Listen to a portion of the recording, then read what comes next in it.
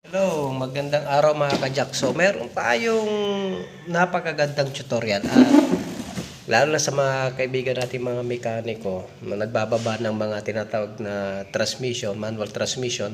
So, meron tayong ginagawa. Usually, tayo mga mekaniko, yung old school na ginagawa natin. Pag inaalis natin yung pilot bearing, sinisiksikan natin ng papel hanggang siya lumabas. Ang tagal. So, nakaranas na rin ako yan. So, eto mga kajak, panoorin nyo. Napakamura lang ito at kayang-kaya nyong bilhin to at hindi na tayo mahirapan. Ang tawag dito yung puller, bearing puller, para sa ganun ay hindi tayo mahirapan mag-alis ng ating tinatawag na pilot bearing at yung mga iba pang bearing. Meron tayo ditong puller para mabilis maalis yung pilot bearing. So ipakita ko mga kadyang, malaga ito, mura lang ito mga kadyang. Para hindi na tayo yung nagpipit-pit ng tinatawag na papel. Magkano lang to? 200 plus lang to, 250. So, turo ko mga kajak Mga kajak, ito ang pilot bearing. So, ayan ang kanyang flywheel. Ayan. Lagay natin ng maayos dito para kita.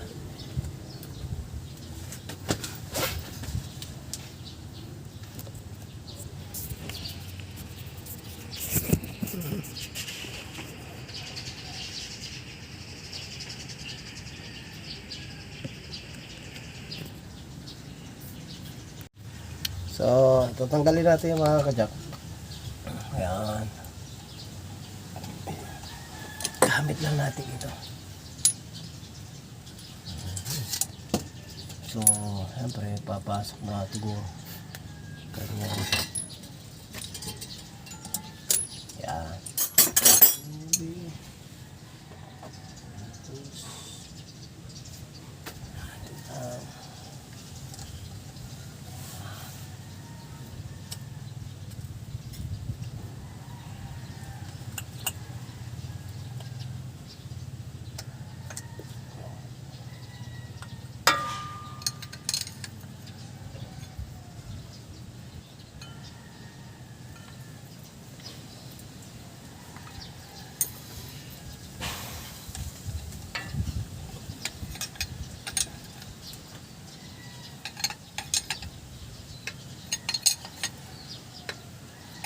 Mga kajak, lumalabas na yung ating yung pilot bearing.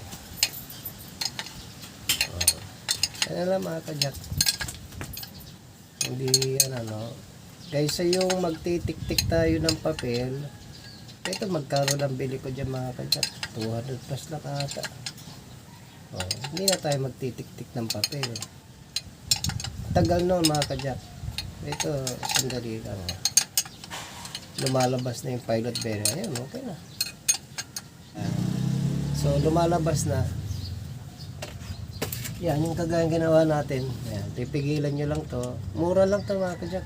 Kaysa yung pinupukpok natin ng papel dyan. Bili na lang kayo, lalo sa mga kapwa natin mekaniko. Yan, tanggal na yung bearing agad, walang kahirap-hirap. Ito na yung bearing mga kajak, ang bilis. So, magbabalik tayo mamaya. Lalagyan din natin ng pilot bearing, tawag dyan mga kajak. Magkano lang bili natin dyan? Kaysa naman pukpukin nyo yan ng napakatagal, sisiksikan ng papel.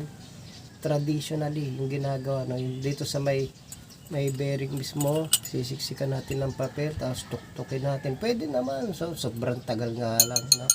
Ito, magkano lang. Kaya maganda may nag-investment. Mga buwibili tayo ng mga gamit. So, gano'n lang. Hopefully, meron kayong natutunan, mga kajak. Okay? Ayan na. Naris na natin yung pilot bearing. Gano'n lang kadali. Okay na. Ito na yung pilot bearing. Nakuha na natin. Sa magitan dito. Bubuka yan.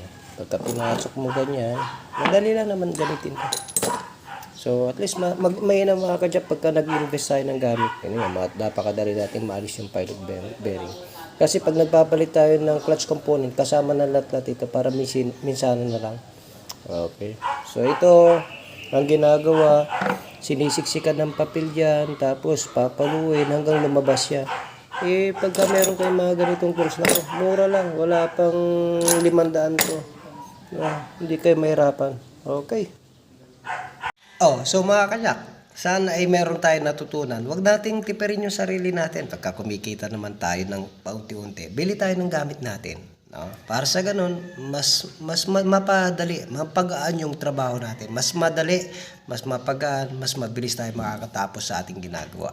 So, yun lang mga kajak. Ang sinare ko sa inyo, especially mga kajak, sa mga kapwa mekaniko, may nabibili pong ganyan sa Lazada. Napakarami niyan. Mura lang yan, no?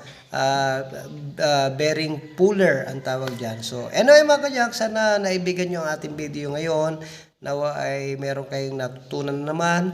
At tandaan natin lagi, Jack of all trades, how to care, a shop that cares for your car. God bless.